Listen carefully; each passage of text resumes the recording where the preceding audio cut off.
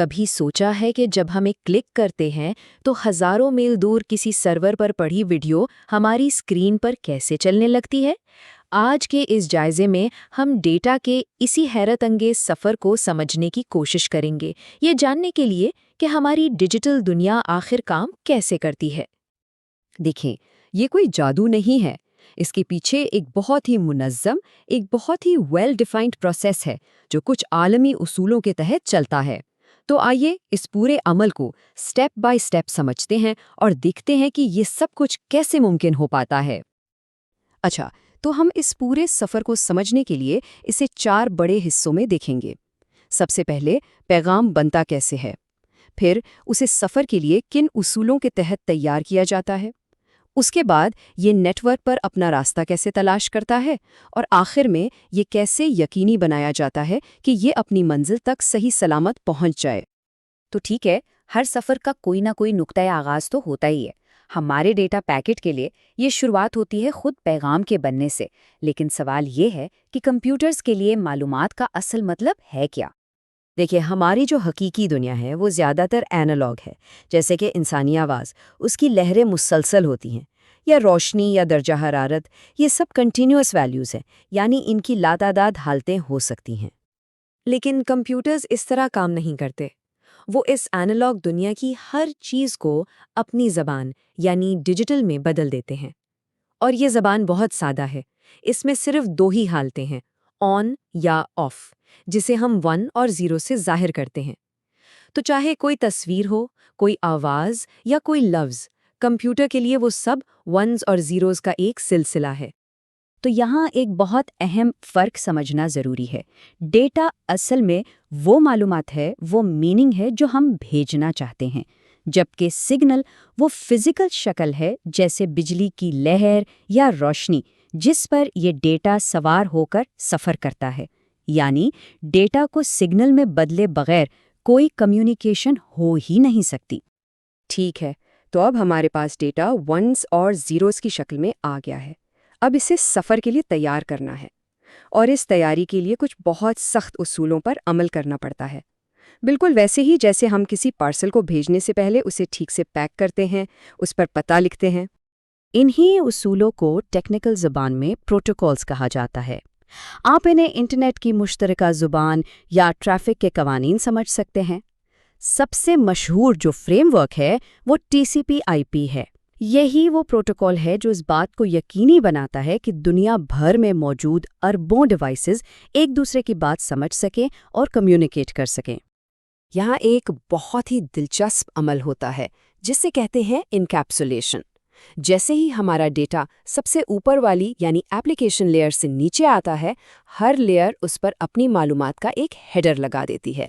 یہ بالکل ایسا ہی ہے جیسے ایک خط کو پہلے ایک لفافے میں ڈالا جائے، پھر اس لفافے کو ایک بڑے لفافے میں، اور ہر لفافے پر سفر کے اگلے مرحلے کی ہدایات لکھ دی جائیں۔ اس پورے عمل کا فائدہ یہ ہے کہ جب ڈیٹا سفر کے لیے تیار ہوتا ہے تو اس کے پاس ساری ضروری معلومات ہوتی ہیں، یعنی اس کی آخری منزل کا IP ایڈریس کیا ہے، اور یہاں سے نکل کر اسے فوری طور پر اگلے کس پڑاؤ یعنی کس ڈیوائس تک پہنچنا ہے، جس کا فزیکل یا MAC ایڈریس بھی اس پر لکھا ہوتا ہے۔ تو جناب، ہمارا فریم اب پوری طرح سے پیک ہو کر ایڈریس لگ کر سفر کے لیے تیار ہے۔ اب اگلا مرحلہ ہے اصل سفر کا، یعنی وہ کون سی ڈیجیٹل سڑکیں ہیں، وہ کون سے راستے ہیں جن سے گزر کر یہ ڈیٹا اپنی منزل تک پہنچے گا۔ تو یہ فریم کسی نہ کسی فزیکل میڈیم پر سفر کرتا ہے۔ یہ میڈیم کوئی گائیڈڈ راستہ بھی ہو سکتا ہے، جیسے تانبے کی تار یا پھر شیشے سے بنی تیز رفتار فائبر آپٹک کیبل، اور یہ ان گائیڈڈ بھی ہو سکتا ہے، یعنی ہوا میں سفر کرتی ریڈیو لہریں، جیسا کہ ہمارے وائی فائی میں ہوتا ہے۔ اچھا، یہ ڈیوائسز آپس میں جڑی کس طرح ہیں؟ اس فزیکل لے آؤٹ کو نیٹ ورک ٹوپولوجی کہتے ہیں۔ اس کی کئی قسمیں ہیں، جیسے میش، بس یا رنگ، لیکن آج کل جو سب سے زیادہ عام ہے وہ ہے اسٹار ٹوپولوجی، جس میں تمام کمپیوٹرز اور ڈیوائسز ایک سینٹرل ڈیوائس جیسے کہ ایک سوئچ یا راؤٹر سے جڑی ہوتی ہیں۔ اور یہی وہ کمال کا آئیڈیا ہے جس نے انٹرنیٹ کو بنایا ہے۔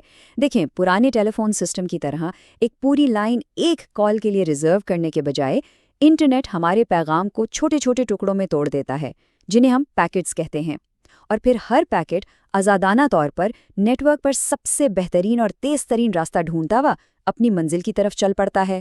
اسی وجہ سے انٹرنیٹ اتنا مؤثر اور لچکدار ہے۔ چلیں جی، سفر تو تقریباً اپنے اختتام پر ہے، لیکن ایک مسئلہ ہے۔ یہ جو ڈیجیٹل شاہراہیں ہیں، یہ بالکل خاموش نہیں ہوتی۔ ان میں شور بھی ہوتا ہے، مداخلت بھی ہوتی ہے۔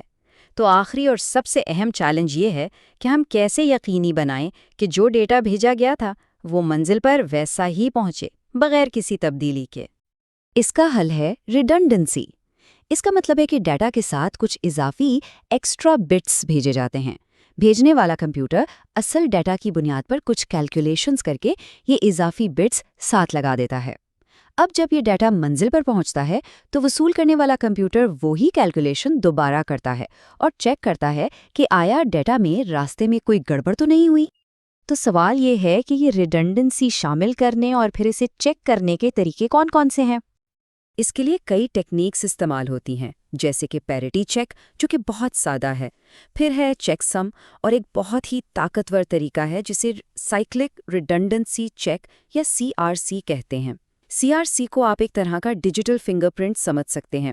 اگر وصول ہونے والے ڈیٹا کا فنگر پرنٹ بھیجے گئے فنگر پرنٹ سے میچ نہیں کرتا تو اس کا مطلب ہے کہ فریم خراب ہو گیا ہے اور اسے دوبارہ بھیجنے کے لیے کہا جاتا ہے۔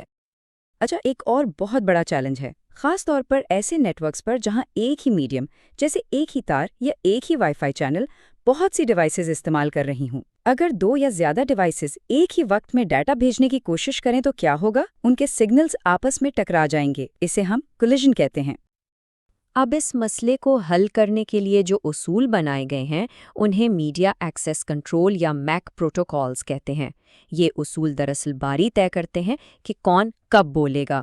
اس کی ایک بہترین مثال ہے CSMA CD، جو وائرڈ نیٹ ورکس میں استعمال ہوتا ہے۔ اس کا سادہ سا مطلب ہے بھیجنے سے پہلے سنو، یعنی ہر ڈیوائس ڈیٹا بھیجنے سے پہلے چیک کرتی ہے کہ لائن خالی ہے یا نہیں، تاکہ ٹکراؤ سے بچا جا سکے۔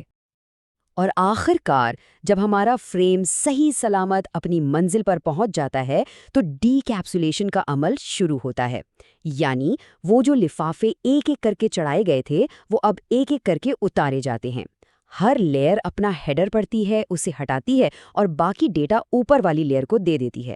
یہ عمل چلتا رہتا ہے یہاں تک کہ بالکل اصل صاف ستھرا ڈیٹا آپ کی ایپلیکیشن تک پہنچ جاتا ہے اور اسکرین پر ویڈیو چلنا شروع ہو جاتی ہے۔